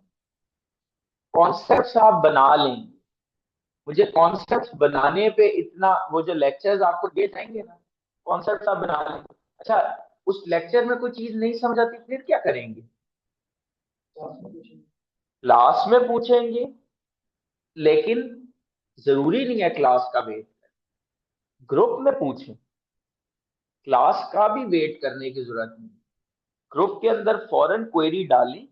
और मुझे एक जो आपने स्टैंडर्ड रिस्पॉन्स टाइम है वो 24 आवर्स का अलाउ करना है। उसका रीजन ये है कि यहाँ पर कोई टीचर असिस्टेंट आपकी क्वेरी को आंसर नहीं कर, यहाँ पे मैं बजाते खुद कोई तमाम क्वेरीज को आंसर कर रहा हूँ और आपको सिर्फ अपना ग्रुप नजर आ रहा है।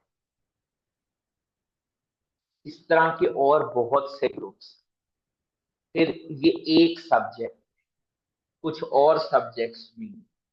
तो कितना टाइम लेकिन मांग रहा हूँ, 24 घंटे का, क्योंकि लास्ट सेशन में we had to experience a very bad incident कि जिसमें एक स्टूडेंट, जब मैंने ये चीज की तो एक स्टूडेंट ने मुझे डायरेक्ट मैसेज करके ये कहा कि ये तो ऐसा लग, ये एग्जैक्ट वर्ड्स थे स्टूडेंट के, कि ये तो ऐसा लग रहा है कि आप बिल्कुल जान छुड़ा रही हैं, सर से उतार रही हैं, ये वर्ड, कि बिल्कुल 24वें घंटे पे आप कह रही हैं कि मैं आंसर करूंगा। I was quite disappointed at the question it self, and that was an offensive question, कि मैं तो ये कह ही नहीं रहा कि मैं बिल्कुल 24वें घंटे, हो सकता है समटाइम्स आपकी क्वेरी का आंसर 5 मिनट के अंदर आ जाए। ये तो मैं अपने लिए ब्रैकेट मांग रहा हूँ, लेकिन उनका सवाल ये था कि ये तो आप सर से उतार रहे हैं। तो मैंने कहा कि ये तो बड़ी मिसअंडरस्टैंडिंग हो गई, तो आप रिफंड ले लीजिए। इस पे तो मैं यही कर सकता हूँ कि आपको रिफंड दिलवा दूँ। तो उस पे कहते हैं कि that's quite root of you, कि आप मुझे रिफंड के लिए कह रही हैं। और हमने उसका रिफंड प्रोसेस कराने की कोशिश की, ही टुक इट टू फेसबुक। और फिर आपको पता है मुझसे मोहब्बत करने वाले कॉलेजेस और उनके एम्बेसडर्स तो हैं ही।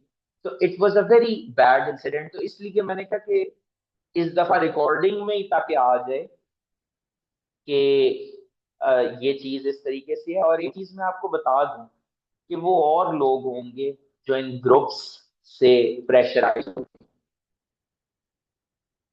यहाँ पे इस, ये ऑनलाइन वालों के लिए भी मैसेज है और फिजिकल वालों के लिए भी मैसेज है, वो और लोग होंगे जो ग्रुप्स वालों के गोडों को हाथ लगाते होंगे।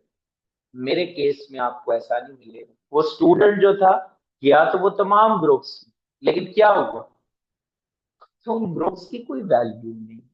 ये मैंने उन ग्रुप्स वालों को भी बताया कि आपकी कोई वैल्यू नहीं है, आपकी क्या अचीवमेंट है, आपने क्या कर रहे हैं, कि आप एक ग्रुप चला रहे हैं। तो कोई भी इशू है तो वो आपको मुझसे, मेरे साथ रिजॉल्व करना है या कॉलेज के साथ रिजॉल्व करना है। Groups can't help you that. हाँ, उससे आप ये सोच सकते हैं कि शायद आप किसी को डिफेम कर सकते हैं, लेकिन वो उसकी लाइफ नहीं होती उस डेफेमेशन की, उससे आप अपने आप को बेसिकली एक्सपोज कर रहे हैं। तो I will remain available to provide each and every support. और आपने अगर पूछना है तो आप उनसे पूछें जो पिछले सेशन में पढ़ चुके, तो दे विल टेल यू। या आपने देखना हो कि जी ये क्वेरीज का रिस्पॉन्स या क्या चीजें होती हैं, तो मेरे ख्याल में तो पूरे पाकिस्तान में शायद मैं वाहिद ही हूँ जो टीचर खुद क्वेरी का रिस्पॉन्स करता। Can you imagine, I do not have a teacher and I do not need a teacher, क्योंकि मुझे इस रिस्पॉन्स की क्रेडिबिलिटी भी तो देखनी है। आपको वो गलत जवाब दे दे, मेरे से भी मिस हो जाए, तो आपका कॉन्सेप्ट तो खराब हो गया ना। आपका पेपर है, ये वो मैंने कल एग्जांपल दी थी ना, मॉक में 86 नंबर और 2 कंसेक्यूटिव अटेम्प्ट्स, और बाद में पेपर के अंदर 10 नंबर, 8 नंबर। तो वो चीज आपने थोड़ी सी समझ ली।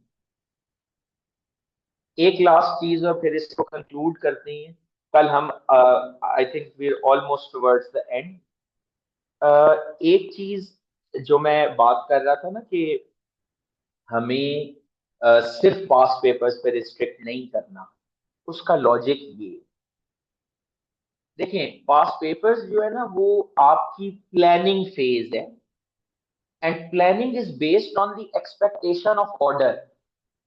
मतलब जब मैं पास पेपर्स करता रहता हूँ ना, तो मेरा एक माइंड बन जाता है कि जो मैं पेपर देने जाऊंगा वो वैसा ही होगा। लेकिन मैं आपको इसमें एक बड़ा इंटरेस्टिंग ट्रेंड बताता हूँ। पिछली एजुकेशन स्कीम के 8 अटेम्प्ट्स के अगर आप पेपर उठाएं ना, तो आठों की जो लुक एंड फील है वो एक दूसरे से डिफरेंट। इसका मतलब है कि हमें प्रेपरेशन करनी है based on the expectation of chaos। Chaos वो नहीं, अक्सर एक मीम भी होता है कि क्लास में हमें जो है वो बिल्कुल आसान आसान सवाल करवाती हैं, और फिर जब टेस्ट होता है या पेपर होता है तो उसमें एक पूरी अजीब सी कहानी होती है। ये ये बिल्कुल हकीकत है। तो इस चीज को ना मैं एड्रेस इसी तरीके से करता हूँ कि जो टेस्ट्स हैं, जो मॉक्स हैं, वो हाईली टेक्निकल लेकिन सिलेबस के अंदर रहते हैं, और उनमें वो ट्विस्ट डालनी है, ताकि जब आप पेपर में जाए ना तो आप इतने चार्ज अप हों कि आप कि ये तो कुछ इशू ही नहीं है। बात थोड़ी सी समझ रही है? तो हमने प्रेपरेशन करनी है बेस्ड ऑन द एक्सपेक्टेशन कि अगर पेपर थोड़ा अनयूजुअल आ, तब आप तब आप रेडी होंगे उस अनयूजुअल चीज को हैंडल करने के लिए। अगर आप बिल्कुल पास पेपर, और ये एक्सपेक्टेशन बड़ी गलत है आई कैप के लिए। आई कैप ने ये FR2 का जो सब्जेक्ट है उसके एग्जामिनर कमेंट्स में, ये मैंने खुद पढ़ी हैं कमेंट्स, 6 अटेम्प्ट्स में लगातार वो एक बात रिपीट कर रहे हैं कि पास पेपर्स एक अच्छी रिसोर्स हैं, लेकिन एक्सक्लूसिवली उन पे रिलाई करना सेफ नहीं है, क्योंकि हर अटेम्प्ट में नए ट्विस्ट्स, नई वेरिएशन से क्वेश्चन सेट किया जा सकता है। ये आई होप कि आपको बात और मैसेज जो है वो समझ में आ गया होगा। तो यहाँ पे हम इसको एंड करते हैं। कल हम इसको ये लेक्चर 2 के भी जो आपके कॉन्सेप्ट्स हैं वो भी डिस्कस कर लेंगे, और कोई अगर आपकी कंफ्यूजन होती है उसके हवाले से, और इसको मेरे ख्याल में इन से हाफ एन आवर हम लगाएंगे और ये कंप्लीट हो